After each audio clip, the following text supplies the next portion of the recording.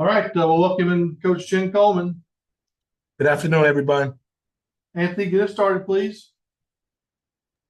Hey, Chin, hope you're doing well. I guess just to start, looking at Alabama and just the pace that they kind of play at, just what do you see from Alabama and how do you kind of try to simulate that kind of in practice, which with how fast they play? Um, I like to call it NASCAR, Formula One offense, the way that they move, uh, quick ends, whoever closest to the ball, whether it's a guard, whether it's a big, gets it out, gets it up quick on maze end or misses. Very similar to Michigan in a way. When we first played them, Michigan was playing at a brick neck place. And so by understanding that transition defense is going to be a premium. Now, the thing for us, though, with transition defense, we got to throw some punches like we've been doing the last few games and got to get the ball out the net instead of uh, missing shots or live ball turnovers to keep them out of transition. And we want teams to play against our set defense. And when teams have to play against our set defense, it's been hard for teams to score on us when we're set.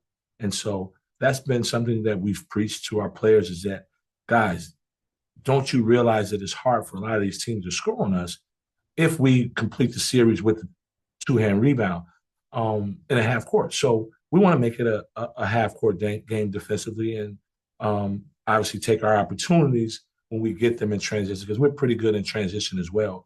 But we can't have this 85, 90 possession game, and that's where they thrive. Yeah, and then just kind of looking at your guys, it seems like a lot of them are playing with a lot more confidence, I guess specifically DJ and John L. Just how important have these last couple of games been from that perspective, and what are you kind of seeing from them in that regard?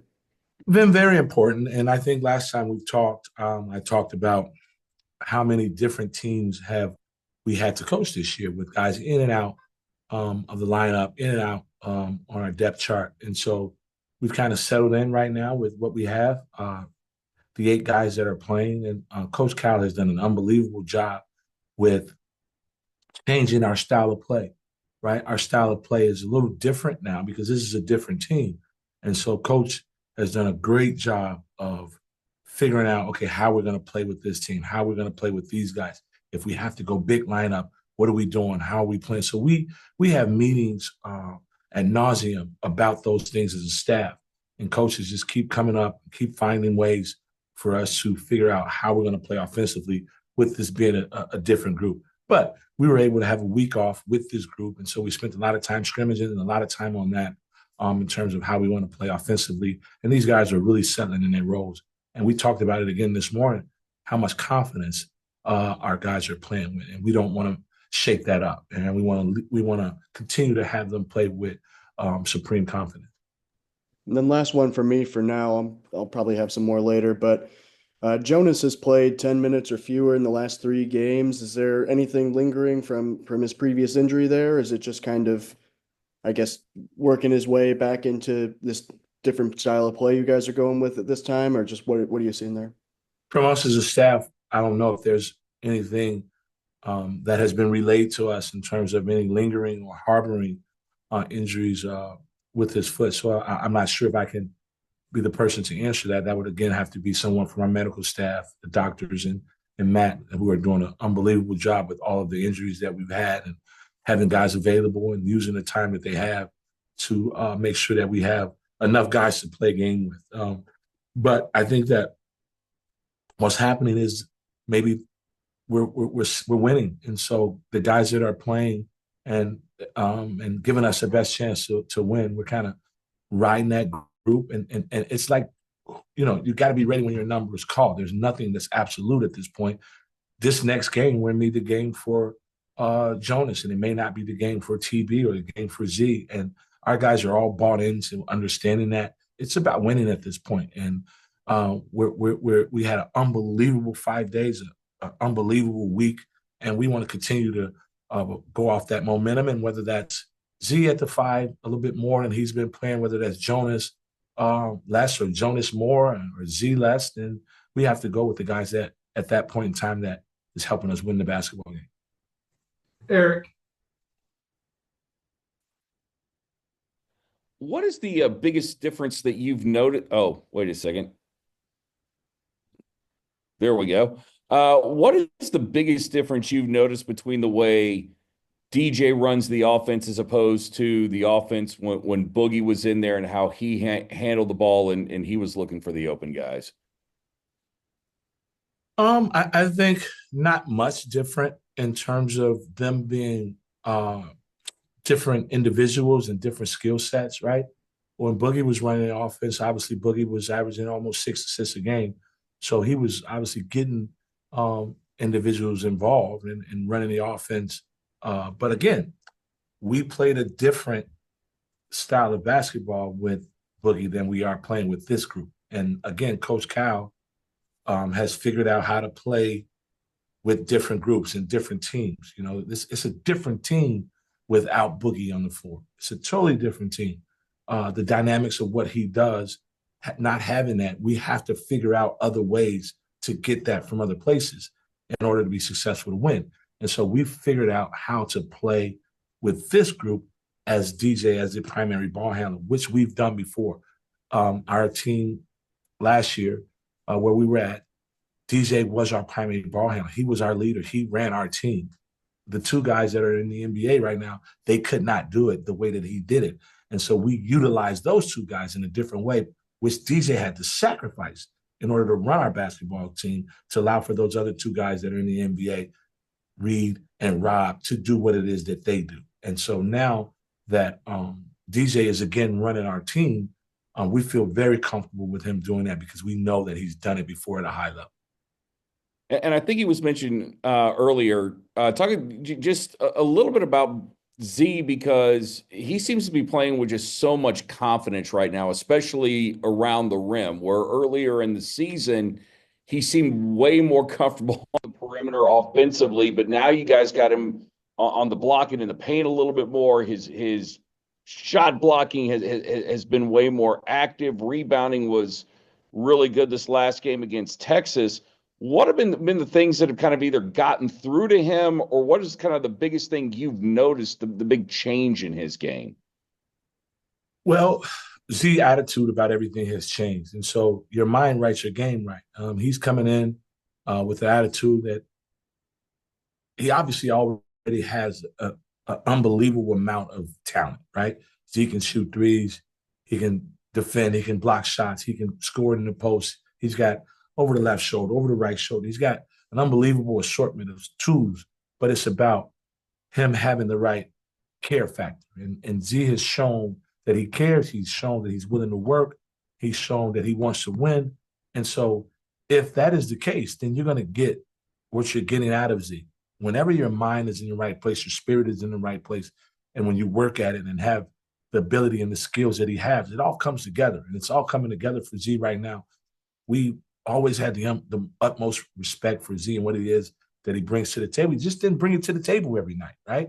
And so now that he's decided to bring it to the table every day in practice, every day in the game, he gives us something that a lot of people don't have, and that's a 7'2" center with guard skills. And so we're excited about what Z is doing right now, and I think that, again, the best basketball for Z is yet to come. He's still just now getting comfortable and understanding who he is and what he is. And he gives us some confidence. Z gives us some swagger now. Z's got an attitude about him. He's got swagger about him. He's got confidence. And what that does is that trickles down to everybody on our team. He's a guy that's very spirited, very confident. You know, Z's got a little chip. He's got a little swagger to him, and we need him to play with that swagger. Jackson. Hey, Chin. Real quick, is Adu feeling any better? I know ESPN said he was under the weather Wednesday night. He was under the weather, but he fought through like he should. And he gave us what he had to give us, and the fact that we have TB and Jonas, and we're by committee, we're utilizing those guys, and it's working for us. But we need Adu, obviously, to be Adu. He is a difference maker on the floor, and he's a matchup problem. Him, I think, after a day off and being able to get some rest, and I think Matt has been monitoring him. Excuse me. Hopefully, he'll feel a lot better today. But he was a little bit under the weather. He had chills. all kind of stuff going on. But he was taking himself in and out the game, and he was being there when we needed him. And at the time where we needed him, he showed up for it. So we appreciate Adu for doing that for us. You guys have done a really good job in the SEC, like holding teams to fewer 3-pointers than they average, especially against Kentucky last weekend. I'm sure that's a focus against Alabama. Where, like, when you're thinking about the foundation of stopping teams, like, where does that start? On the floor, how do you first approach trying to limit a team's 3-point attempts? It starts with our conversation. It starts with demonstrated performance. We talk about it. We demonstrate it in the floor in our practices, in our walkthroughs, in our drills. It's a huge point of emphasis for us.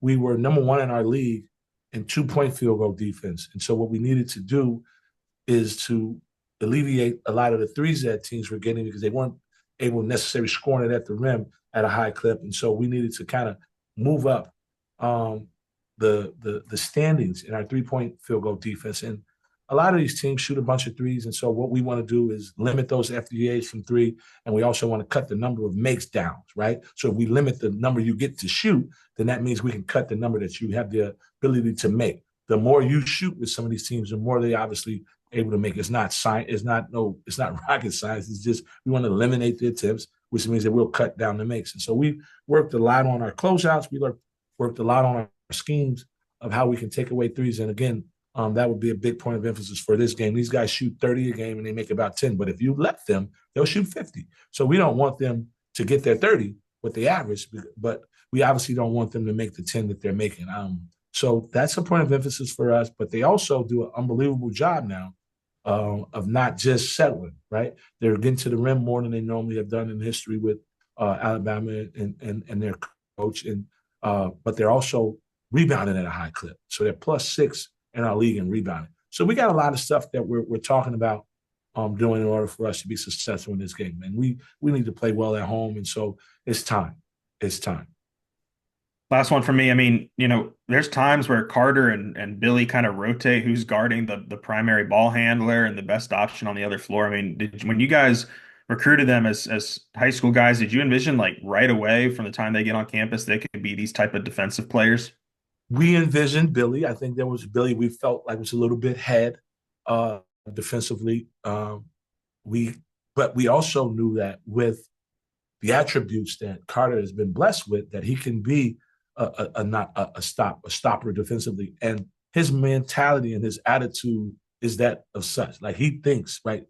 It's all about in between the ears. And so he is a kid that's confident in his ability to defend.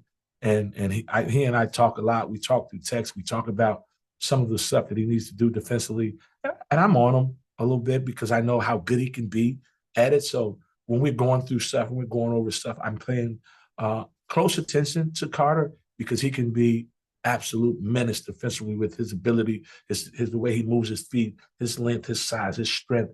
Guys can play through his chest. He can play the bump game. And so both of those guys, I told him yesterday in film, like we trust them defensively, but they can be better, right? It's the little small stuff that you kind of want to take a break. You kind of forget a schematic here or there. You want to cheat, and you can't in this league. The players are too good. And so we expect for them to be good defensively, and we trust them defensively to put them on teams' best players.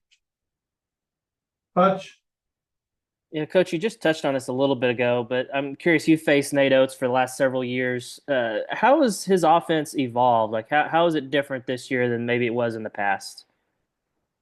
They've always been a high three-point shooter team. They've always played the analytics. They're either shooting a 3 or at the rim. They don't want to take any mid-range shots, any floaters, any mid-range shots, and that's their system. That's their style.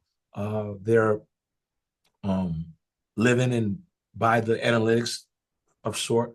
And so what we've tried to do historically is take away their strengths and make their strengths weak. And so last year we had success at doing that.